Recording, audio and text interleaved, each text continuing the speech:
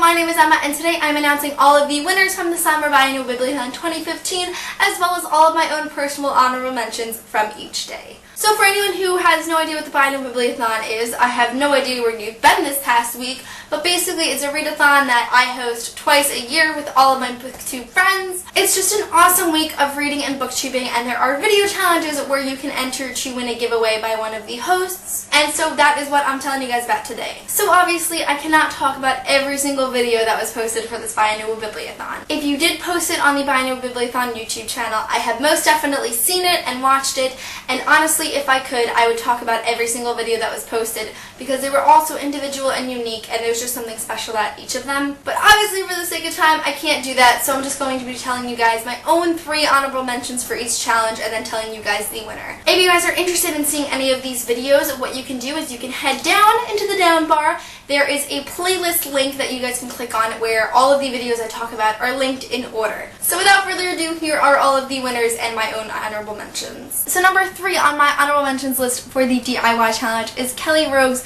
The Mortal Instruments Rune Candle Holder. Basically what she did was she bought a candle holder and she taped or somehow attached, printed out runes from the Mortal Instruments series onto it, and then painted what is the word I'm looking for, kind of like a clouded clear paint around it, so it wasn't transparent, it was translucent, but the runes were transparent, so when you lit the candle, the light would shine through the runes, and it was so cool. I am 100% making one of these because it is just so cute, and it looked easy to make, and I obviously need more Mortal Instruments stuff because you can never have enough Shadowhunter stuff. Then number 2 is going to be Megan Precourt's Game of Thrones / Daenerys Targaryen, I really hope I pronounced that correctly, terrarium. I haven't seen a terrarium since elementary school, so it was so cool to see somebody who is still at least aware that they existed, because I totally forgot. And so, at first it was really cool. She was putting sand in it, and then she was putting in plants, and when I saw all of the materials she was using, I was like, how is this going to work out?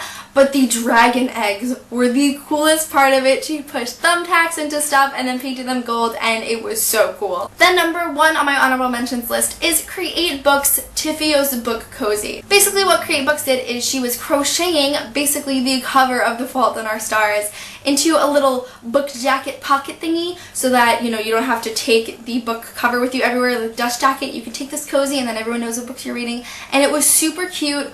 Oh my gosh, I need to learn how to crochet because it was one of the coolest things I have ever seen. Let me tell you, Create Books, I'm totally gonna contact you about making me some book cozies because they were super cute. And then the winner for the DIY challenge of the Biannual Bibliothon is simply Kelsey Lee. What Kelsey did was she painted a compass on this wooden table, and it was supposed to represent paper towns because, paper towns, they go on a little road trip. It was super cool. And Kelsey is an amazing artist. She also painted later this week, which I'm going to talk about later, but it was just super awesome and it totally deserved to win. Then day 2 of the Biannual Bibliothon was to create a movie trailer for a book. My 3rd honorable mention for the movie trailer challenge is Samantha's Books, and what Samantha did is she made a parody of The Maze Runner, which is already a book to movie adaptation, but what she did was instead of them actually going into a legitimate maze, she printed out a maze from the internet and was just trying to get through the maze. It was just so funny. It was totally my sense of humor, and I really, really appreciated it. Honorable mention number 2 for the movie trailer challenge is going to be Cardinals Loves Books,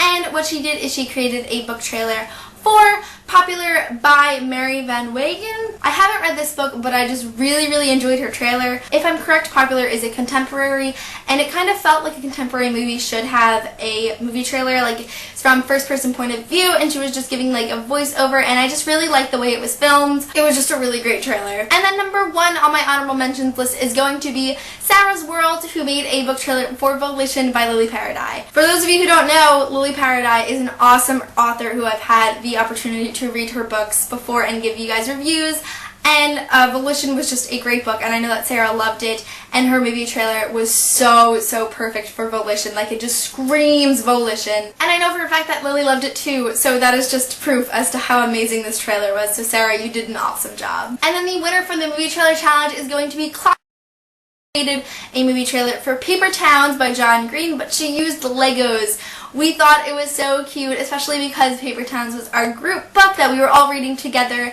and the fact that she used Legos and did it in stop motion was just super creative and different than anyone else did, so I just thought that was a really great job and it totally deserves to win. So day 3 of the Biannual Bibliothon was the underrated or generic cosplay challenge, and that was my day hosting, so I picked this winner. So number 3 on my honorable mentions list is the booktube girl who did a get ready with me for the Cheshire Cat. As soon as Momo's video for that day came up in my subscription feed, I was like, I am going to love this. It was really great. She totally did the Cheshire Cat really, really well, so I'm really glad that I'm able to tell you guys about how awesome it was. Number 2 on my honorable mentions list is Blondie's Books, who did a Glimmer cosplay. Glimmer is from the Hunger Games. She's one of the careers, and if anyone had to play Glimmer in the movies, it should have been Chloe. She just looks like Glimmer, and it's perfect. And her video is kind of based around when Glimmer and all of the other tributes go to Caesar Flickerman's show when they're on that talk show and just talking about going into the Hunger Games. And I just thought it was really perfect for Chloe, so that's why I chose it as an honorable mention. It was really, really great. Number 1 on my honorable mentions list is going to be Simply Thoughtful Books, who did a Maureen Brown cosplay. I'm pretty sure her last name is Brown. Maureen is one of the characters from the Mortal Instruments series. She comes in later on in the books. And just so you know, this video is a little spoilery for people who haven't read City of Fallen Angels, so I recommend you reading that book before you watch the video. She did 2 different outfits for Maureen, and they were both so on point, and I'm really happy she did it because, you know me, I love the Mortal Instruments. And then the winner of the cosplay challenge is Teller of Tales, who did the freaking Hogwarts Express trolley lady. Like, you know the trolley lady, right? Everyone knows the trolley lady. She's in every single book. But nobody in the world would ever think to do a cosplay of her. And it was so perfect too. Like, she did a sliding door instead of the Hogwarts Express door, and she had all the candy on a tray. And you know what? It was only like 30 seconds long, but it was perfect. Then day 4 of the Biannual Bibliothon was the Primetime TV Challenge, where basically you just mash up things about TV with things with books. My 3rd honorable mention for the Primetime TV Challenge is Clockwork Kitten, who did Book Characters Got Talent, kind of like Britain's Got Talent, where she did 3 different book characters. I know for a fact that she did Isabel Lightwood, I think she did Harry Potter, and Selena Sardothien, and they were just really, really funny, and she had her being the judge of Simon Cowell, and it was just a really, really great video. Then my 2nd honorable mention is Megan Precourt, who did a So You Think You Can Dance version with book characters. So she did Isabel Lightwood from the Mortal Instruments, she did Juliet Ferreras from Shatter Me, and I can't remember who the first person she did was, but the video was so great. Each dance style totally fit with the character, and I like how much work she put into it because she had to choreograph 3 different dances and then also post herself dancing on the internet, which a lot of people can't do, so I just really appreciated her video. And then my first honorable mention for the Primetime TV Challenge is Pucks and Paperbacks, who did a rendition of My Strange Addiction with Lola Nolan from Lola and the Boy Next Door, where Lola is addicted to jewelry. I thought it was perfect. I loved that show, My Strange Addiction, and it was just a super cute twist on it. I don't know. That video was just great. It was totally how an episode of it would go, so I'm really, really happy I'm able to share that video with you guys. And then the winner from the Primetime TV Challenge is Momo from the BookTube Girl, who did this awesome mashup of Supernatural and the Mortal Instruments, and oh my god guys, I swear it is one of the best videos on BookTube ever. So even if you hadn't watched Supernatural and you hadn't read The Mortal Instruments, I think you guys would still really appreciate the video because it was so freaking good. We just all couldn't stop talking about it as hosts because it was just amazing. Then day 5 of the Biannual Bibliothon was the Draw My Life as a Character Challenge. So my 3rd honorable mention for the Draw My Life Challenge is Simply Thoughtful Books, who did Selena Sardothien. So if you haven't finished the Throne of Glass series, you might get a little spoiled by Danielle's video, but honestly, if you have read Throne of Glass, I think you'll really appreciate it because she totally hit Selena's arrogance so perfectly, and I just really like the way she told the story before Throne of Glass starts, so I thought it was a really great video. Then my 2nd honorable mention for the Draw My Life Challenge is Clockwork Kitten, who did Magnus Bane. Also, if you haven't finished the Mortal Instruments series, or, you know, basically you need to have read the entire Shadowhunter Chronicles to watch this video, but she somehow condensed 800 years of Magnus's life into 3 minutes, and I don't know how she did it, but she did it really, really well. And then my first honorable mention for the Draw My Life Challenge is the BookTube girl who did Bella Swan. Now, I unfortunately wasn't able to upload my Draw My Life Challenge because it just really wasn't working out, but I was going to do Bella Swan, and Momo did Bella Swan, and hers was like a million times better than mine. It was hysterical, it was so funny, and I think anyone will get a kick out of it. And then the winner for the Draw My Life Challenge is Sabrina the Teenage Reader, who coincidentally created this challenge for us. She gave us a suggestion a while back and we thought it was just a great idea, so we decided to keep it in as one of the official challenges. We totally didn't plan this where she was gonna win for suggesting it, but hers was so good. She did Juliet Capulet. I think I pronounced that right. I've never read Romeo and Juliet, but it's Juliet from Romeo and Juliet. I think you guys figured that out. But it was so funny. She literally did the 13-year-old whining little girl thing really, really well. And although I've never read Romeo and Juliet, I still understood the story. And she did it on parchment, which was really cool. Everyone else did whiteboards and such, and she drew it on parchment, and I really, really liked that. Then day 6 of the Biannual Bibliothon was the Recreate a Cover Challenge. My third honorable mention for the Recreate a Cover Challenge is Zaria Aranda, who did Rebel Belle. I can't exactly remember what she used to make it, but she basically did a stand-up version, and she created the knife and the pearls, and I don't know, it was just really, really perfect, and I really liked that video. And also the Rebel Belle cover is gorgeous, and I'm really glad a lot of people decided to recreate it. Then my second honorable mention is Lily Lexicon, who did People I Want to Punch in the Throat by Jen Mon. I've never heard of this book, but first of all, her recreation was really great. It's a totally easy cover, but I just like the way she did it. And also, before she showed us her recreation, she told us about the kind of people that she wanted to punch in the throat, in the book. And it was really cute because everyone that she talked about are totally people that I want to punch in the throat.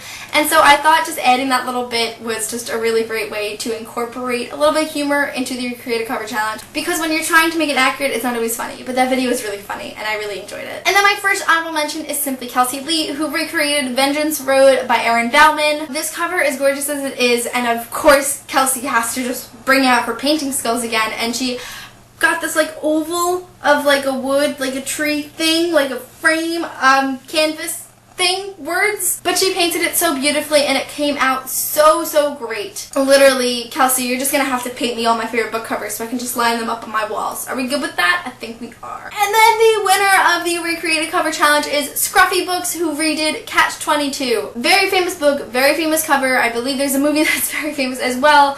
This video was so awesome. So much effort was put into it. He literally painted himself red.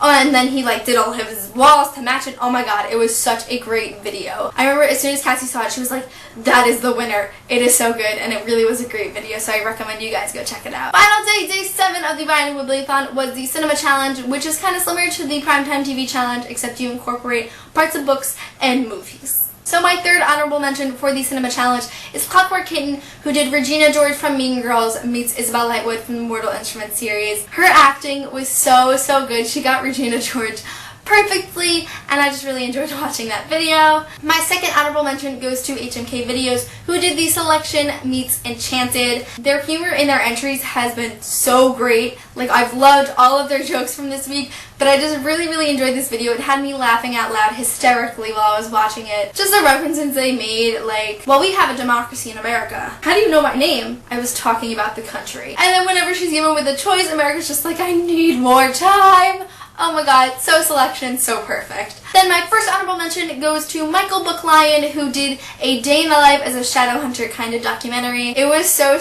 funny. Michael was Snapchatting me while he was making the video, and then he sent it to me before it was posted to make sure he should post it, and he should post it because it won one of my honorable mentions.